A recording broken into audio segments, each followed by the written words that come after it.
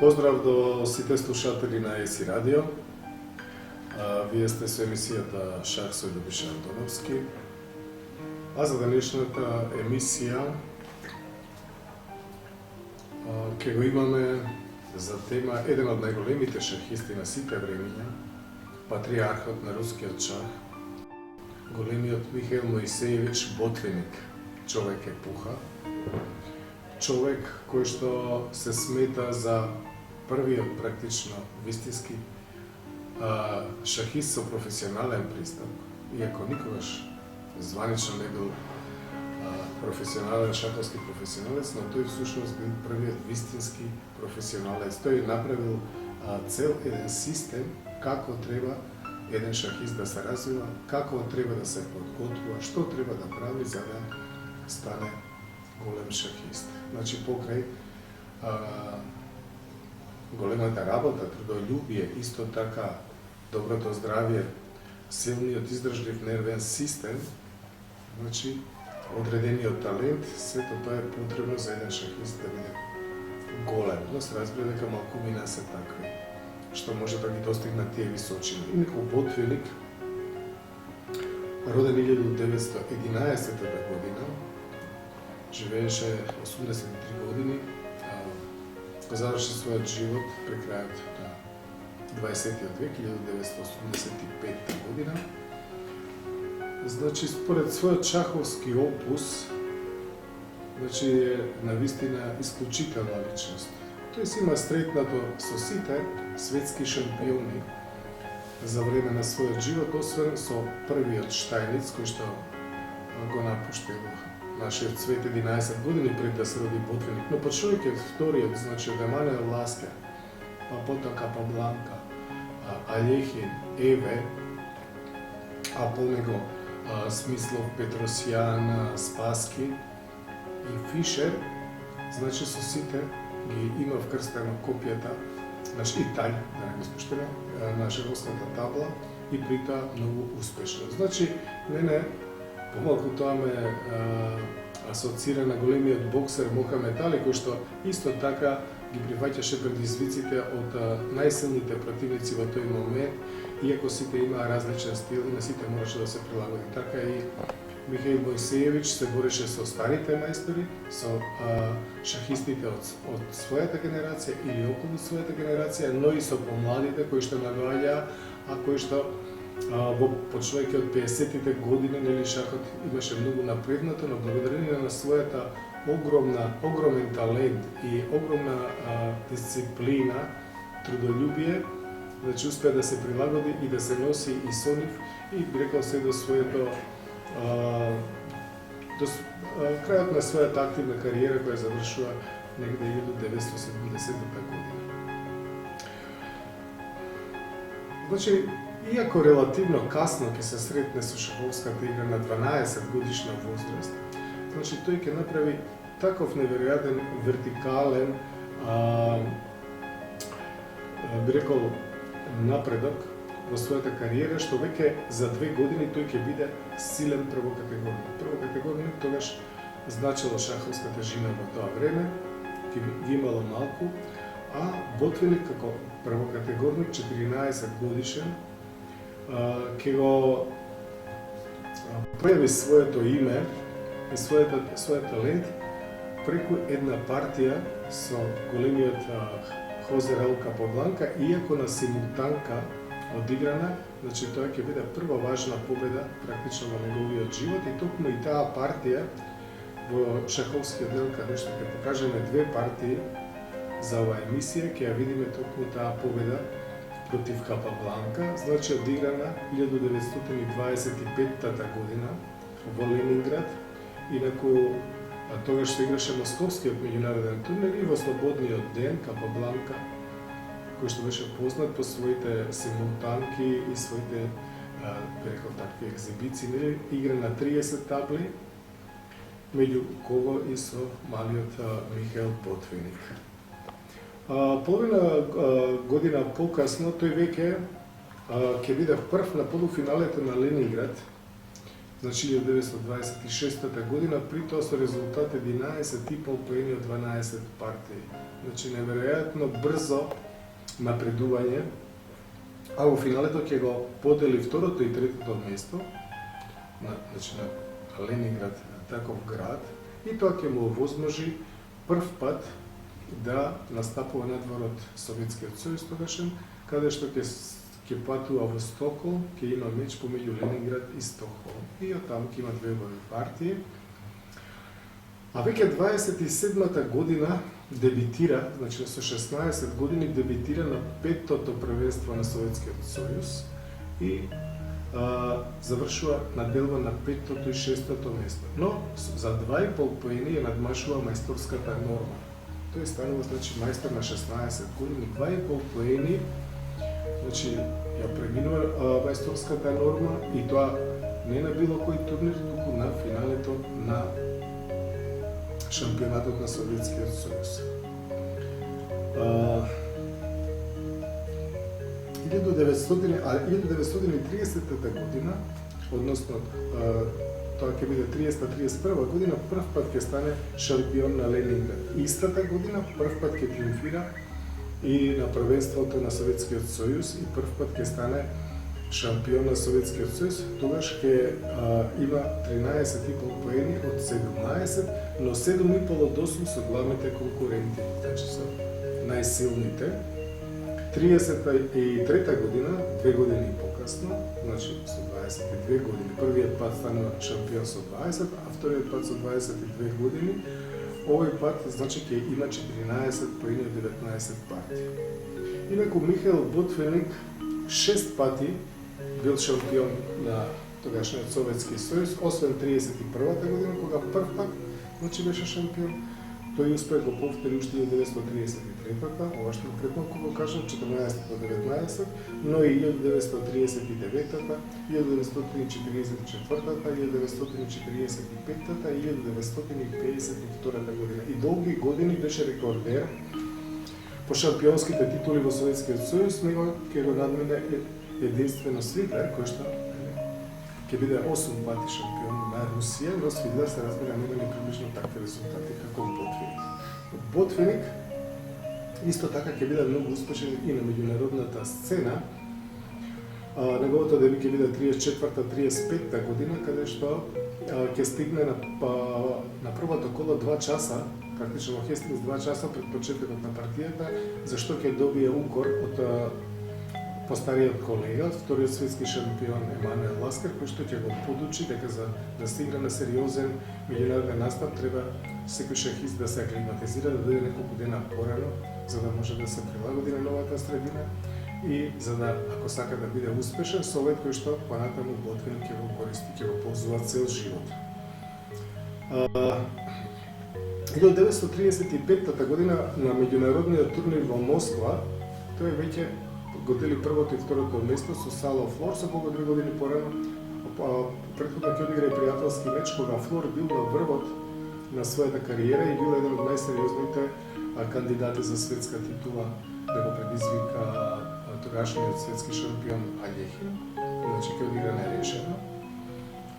И таа 35-та година тој ќе има половина поен пред Ласкер и 1 поен пред Капабланка.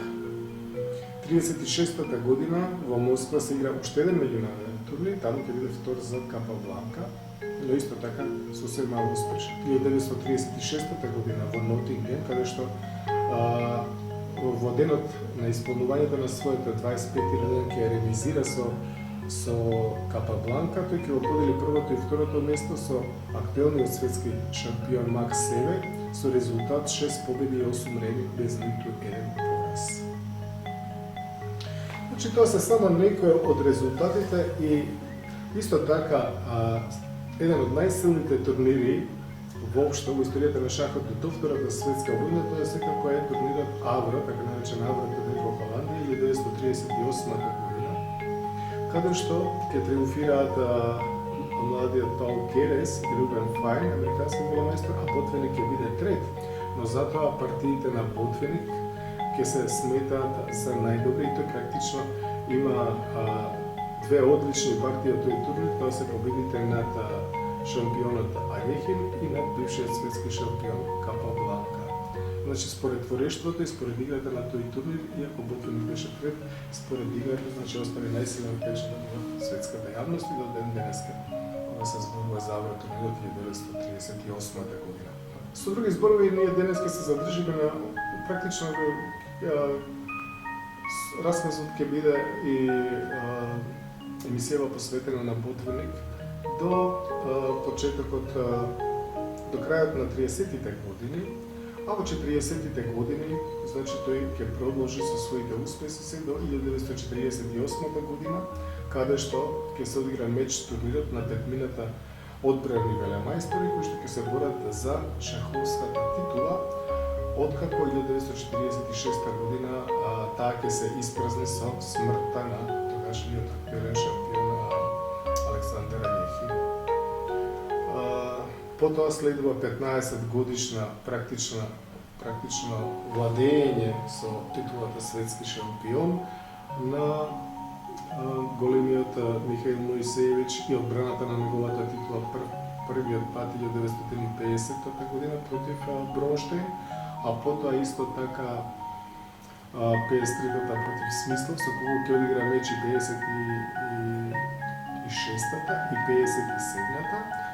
Реванш мечот, како и со тај, мечевите 60-61, да заврши последниот меч со Петросијан 63. Но за тие сите мечеви и за времето на неговото владење на шаховскиот трон во некоја друга прилика, а денеска, значи, повеќе говориме за творештвото на младиот Ботвиник. Младиот Ботвиник, значи, исклучително ценета фигура. Не само што има играно со сите светски шампиони со кои што живеел заедно, туку и со оние со кои веќе не играл затоа што веќе се откажал од шах и бил многу возрасен, исто така има многу придонесен, да речеме Гари Каспаров и Владимир Крамник биле негови ученици, а додека со Карпов исто така честопати се консултирал и му давал совети. И по своето, да речем, шаховско пензионирање некаде 1970 година, че тој продолжува да оди во Централниот шаховски клуб во Москва и да ги подучува младите шахисти својата школа, школата на Ботвиник, неговите сесии. Тоа е интересно, например, приказната дека Владимир Крамник во своето мало место, каде што сите ги победувал, но Ботвиник практично рекол дека низ целата држава може да бидат пратени партии од младите таленти и он после да процени кои ќе одат во неговата школа. Значи најталентираните оделе во неговата школа. Тогаш и други познати тренери, тогаш да речеме Руди Разуваев, бил со него, кога оние читале поштата, тие двајца ги гледале партиите и кога некој од тоа мало место каде што Крамник живеел испратил писмо со неговите партии и без знаење на малиот Крамник, кога Ботвиник ја погледнал првата партија, рекол детево ќе го земеме. Разуваев му вика, Михаил Моисеевич, дајте да ги погледаме и следните партии, има уште неколку партии. Добре, вика, се разбира ќе ги погледаме, но вика малиот секако ќе го земеме. Значи се разбира дека тој веднаш знаел да процени кој како треба да дојде во неговата школа и навистина тие имале два пати годишно сесии каде што малите биле заедно, ги кажувале своите партии, коментирале, а Ботвиник им давал, значи, свои коментари и насоки како и што понатаму да прават. Значи, како педагог, Ботвиник бил голем. Тој има напишано 3 тома, 3 големи тома за него, за своето творештво. И секогаш бил познат по таа аналитичка работа. Тој бил вистински истражувач на шахот, сметал дека шахот е неправилна математичка задача, дека нема нерешлива задача. Практично дека треба таа да се намали во обемот за да може да бидеме поблиску до решението. И воопшто неговите системи, особено со црни фигури, длабоко промислени, длабоко проанализирани, биле многу опасен бил. Значи не играл директно на изедначување, туку на контраигра, а со бели фигури се разбира дека исто така бил многу силен позиционен шахист, но се разбира дека за да бидете светски шампион мора да владеете со одлична техника и да бидете all round, што се викал целокупен шахист, универзален шахист, значи да можете се да правите одлично. Па, би рекол дека можеме полека да отидеме да ги видиме тие две партии за денеска. Таа партија одиграна против Капабланка како 14 годишен на симултанка 1925 година, а и на турнирот каде што ќе стане мајстор 1927 година, односно на своето дебитантско учество на првенството на Советскиот сојуз, тоа било петто поред, каде што за 2,5 поени ја надмашил на мајсторската норма, да видиме како играл тогашниот 16 годишен Ботвиник. Првата партија почитуване, значи, е партијата помеѓу тогашниот актуелен светски шампион Хозе Капабланка против 14 годишниот првокатегорник, но силен првокатегорник Михаел Ботвиник, одиграна на една симултанка во 1925 година во Ленинград, денешен Санкт Петерсбург. Капабланка, се разбира, сеансерот, односно оној што игра симултанката, има секогаш бели фигури, тој се отвара со потегот за себе стандарден D4, иако Капабланка подеднакво играл и E4. D4, а Ботвиник се брани со D5 и на C4 E6, конј C3, конј F6, ловец G5, конј Б на D7 и по E3, значи почнува како дамин гамбит, ловец B4. Тој потек тогаш што току се појавил на сцената, инаку денес, речиси 100 години покасно, е многу популарна оваа варијанта. Тоа е варијантата во дамин гамбит, Рагозинова одбрана, а Рагозин од друга страна ќе биде долгогодишен, значи пријател, секундант и тренер токму на Ботвиник. Значи ловец B4 наместо скромното ловец E7, што би бил класичен дамин гамбит. Ловец B4 е поактивен потек, го врзува коњот на C3. C зема на D5, правилна реакција, E зема на D5. Сега во оваа позиција Ботвиник пишува дека Капабланка го сакал овој потек што го одиграл во партијата, тоа е потегот дама B3. Денес се игра на ова место најчесто дама C2 или ловец D3. И тој пишува дека оние што почнувале да играат шах, Капабланка ги советувал прво да ги развиваат фигурите, а потоа дамата, а самиот сакал да одигра дама B3. Инаку нормален потек е дама C2 или ловец D3 на ова време, но дама B3 уште ништо не е погрешно, но и Ботвиник, ловецот е нападнат на B4, Ботвиник правилно реагира со C5, го брани ловецот и го пушта C5 да учествува во борба за центарот и освен тоа отвара диагоналата D8 A5, каде што сака неговата дама да излезе. Значи да го продолжи притискот на C3. Сега, прв потек кој што Ботвиник ќе го критикува, тоа е потегот D зема на C5. Тој вели дека белиот без потреба, значи го дава полето од C5, попушта во центарот и црниот реагира како што треба, дама A5. Сега веќе има закани црниот. Едната е конј C5 со темпо да ја нападне дамата, а другата е конј E4, уште повеќе да го зголеми притисокот на C3. По трет пат да нападне, тоа на некој начин го принудува белиот самиот да земе на F6, ловец зема на F6, конј зема на F6 и сега, гледајќи дека игра со малечок, Капабланка решава да превземе голем ризик. Значи нормален потек тука е и потребен. Потек е потегот А3 да се пројасни ситуацијата, но тој игра голема рокада. Значи со неразвиено кралско крило, коњот на G1, ловецот на F1, топот на H1, белиот влегува во авантура со овој потек. Да видиме каква ќе биде реакцијата на младиот Ботвиник. Тој прво нормално игра мала рокада. Сега се разбира дека белиот не може да земе два пати на D5, например конј D5, конј D5, дама D5, заради ловец E6, темпо, развој и на A2 и белиот би загубил, затоа тој мора конј F3 да мисли на својот развој малку, а црниот го игра последниот развоен потек практично ловец E6. Сега се заканува со D4, открие напад, мора да блокира белиот, игра конј D4, а црниот се разбира го носи топот на линија. Значи не губи време да го земе пешекот на C5 со ловец или со дама, тој сака да го земе пешекот со топ, значи со нова фигура, која што влегува во игра. И сега се разбира дека е многу страшно топ C5, затоа белиот се обидува да ја затвори линијата, но треба затоа да го даде пешакот. Така ли е? C6. И сега повторно, значи потек со кој што Ботвиник покажува колку е талентиран шахист. Значи многумина, особено на симултанка, кога нема многу време за размислување, тоа би земале без зема на C5, без зема на C6, се извинам, но Ботвиник правилно игра ловец зема на C3.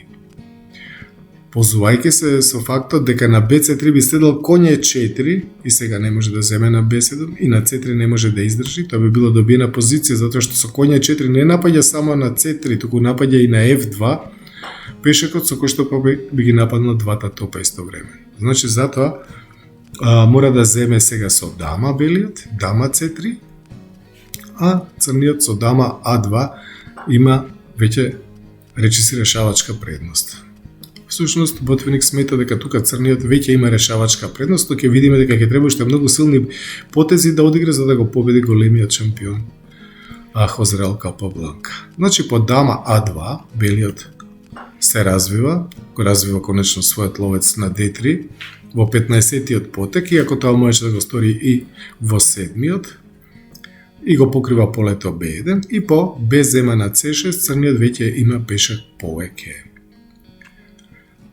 Сега заканата е C5 и D4, да отвори уште повеќе позицијата, крал C2, строго профилактичен потек и повторно C5. Гледате, го напаѓа коњот.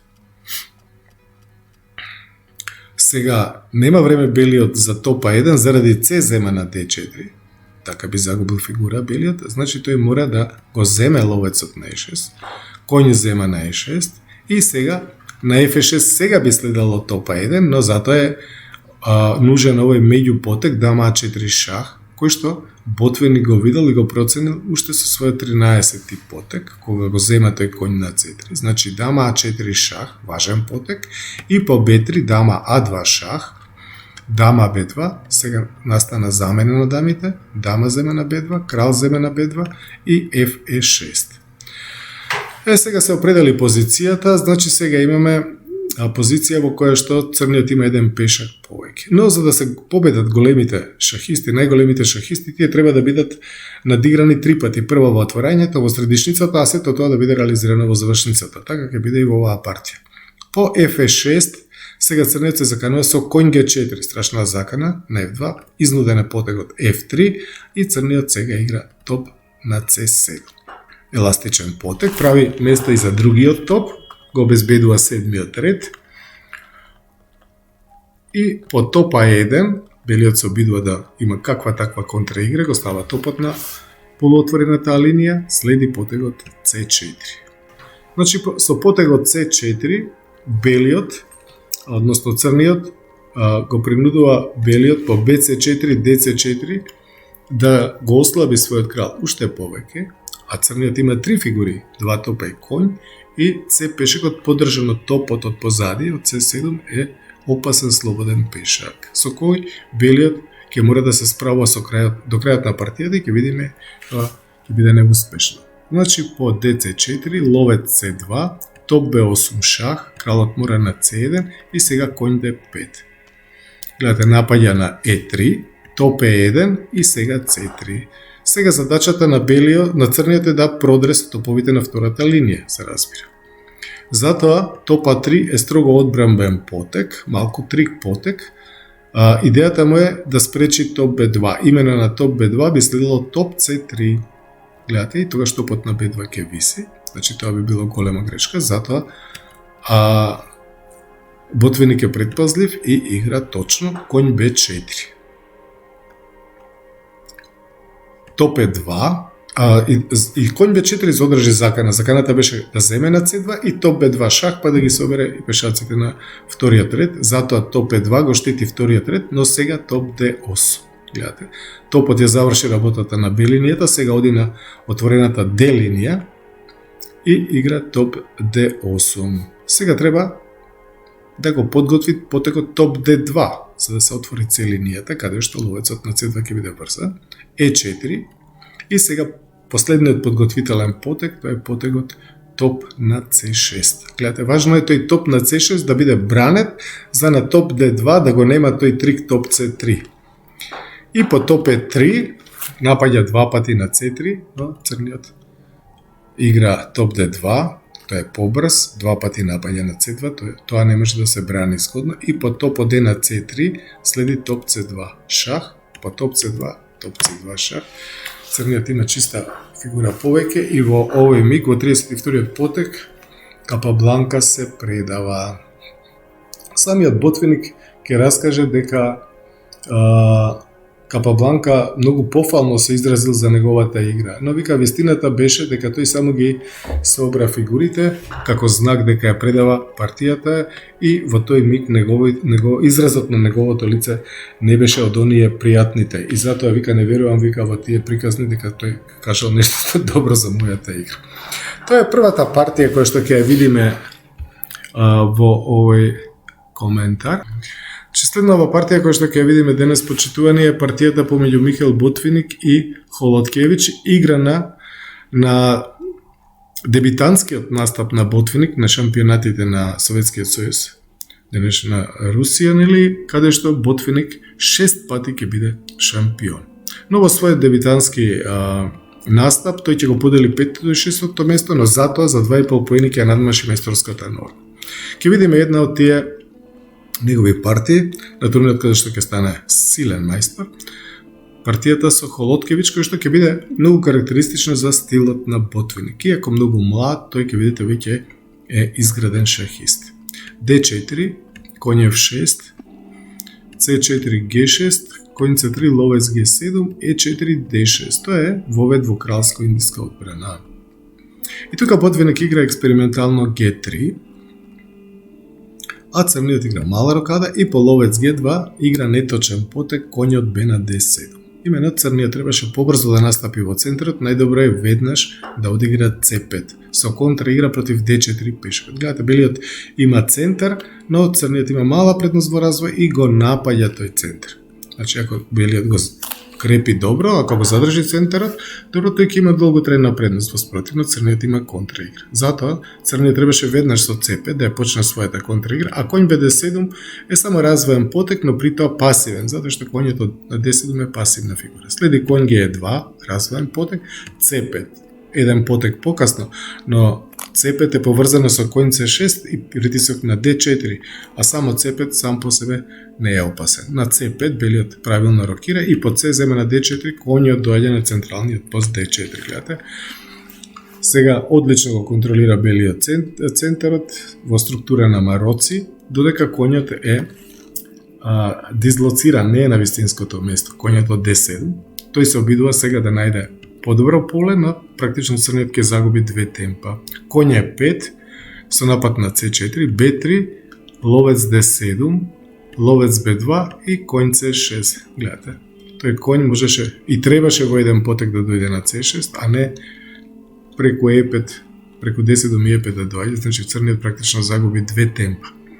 Како го користи тоа младиот Ботвиник? Тој веднаш оди напред. Коњ D5 и ќе каже дека студирајќи ги партиите од големиот Акиба Рубинштейн, каде што овој мотив се среќава со скокот на коњот на D5 од англиско отварање и така натаму, дека и Ботвиник учел од неговите партии и го користи овој стратегиски, да речем, метод, односно начин на игра.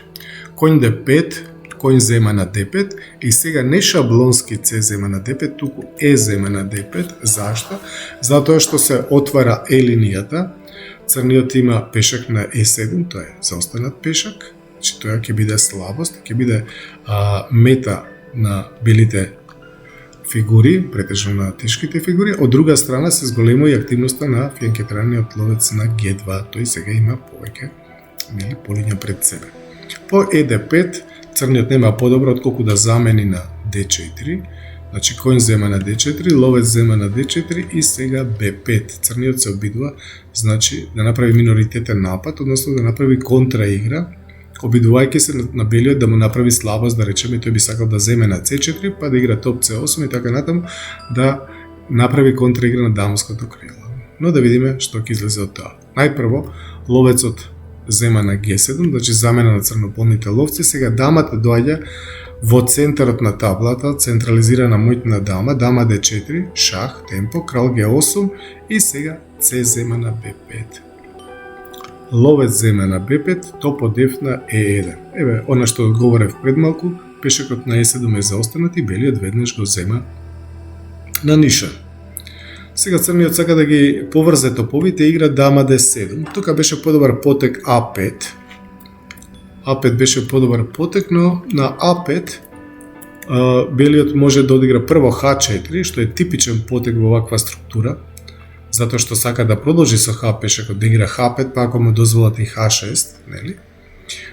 И да направи слабост во црниот камп и по H5 белиот може да игра топ E3 и топ А на E1, зголемувајќи го притисокот, може да игра A4, па топ E3 и топ E1, а може и топ C1 да игра, значи можеме дури и G4 доаѓа во предвид, веројатно би играл топ E3 како во партијата, но сеедно, дама D7 е играно, сега топ E3,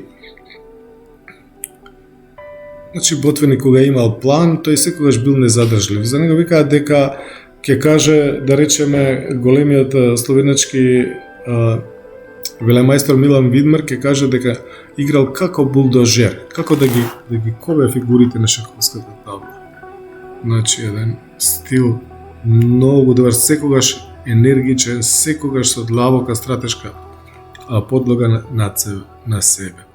Топ E3, F5, A4, ловец A6, топ од А на E1, напаѓа на E7 два пати, топ F7 и сега B4. Гледате. Сега белиот го потиснува црниот и на дамското крило и во центарот. Ловец B7, B5.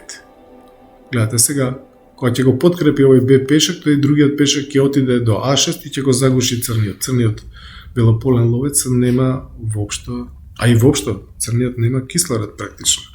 Затоа тој, а и за да го слободи топот од А8, го игра потегот А6, но сега белиот има врзан слободен пешак и тоа многу далече, на 6-тиот ред. Значи по А6, Б6, топ С8, а кога е пешакот поблиску до промотивното поле, секогаш има разни тактички мотиви. Да му се помогне и по пат на жртви на тој пешак да стане дама. Значи по Б6, топ С8, А5 го поврзува својот слободен пешак, топ C5 се обидува да го нападне, но се разбира дека за тоа нема време.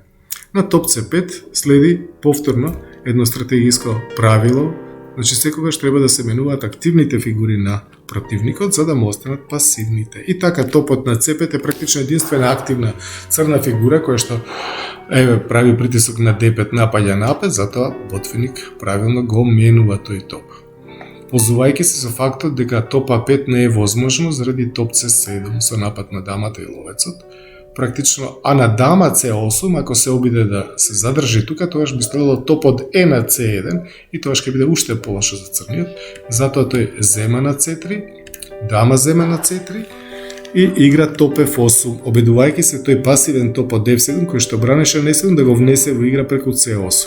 Но повторно дама Е3, повторно го ангажира околу Е7 пешакот и сега мора да го брани тој пешак. Ако го брани со крал, во партијата е топ Е8, но доколку го бранеше со крал F7, тогаш би следел дама Е6 шах, гледате, и по дама, и сега не може да земе на Е6, Д6 шах и паѓа ловецот на Б7, а по крал Е8 ќе следи топ С1. Топот доаѓа на отворената линија и заканата топ С7 не може да се парира, а по топ Е8, како што играно во партијата, белиот прв стига на С-линијата, топ С1, црниот се обидува со топ С8, сега топот менува на С8, сега ако дама С8, дама Е7 се разбира, затоа ловец С8, но сега ете го. Кога се стратегиски ќе се заврши како што треба, има мала тактика, дама на Е6 шах, гледате, дамата мора да биде земена, инаку дама Д7 и Б7, и по дама зема на Е6, Д зема на Е6, гледате, пешекот на Б6 излегува во дама. Следи уште крал Г7, Б7, ловец зема на Б7, ловец зема на Б7, крал F6, ловец зема на А6, крал Е6 и по ловец С8 шах, белиот пешак. Белиот кој што има фигура повеќе практично со потегот ловец С8 сега му прави пат незадржливо, а пешакот да стане даун. Така, во оваа емисија видовме две партии на сосема младиот Ботвиник, 14 годишниот, а 2 години покасно по својата стремителен пат напред, значи така засилен веќе за 2 години станува мајстор, ја видовме во втората партија на турнирот каде што тој за 2,5 поени ја премаше својата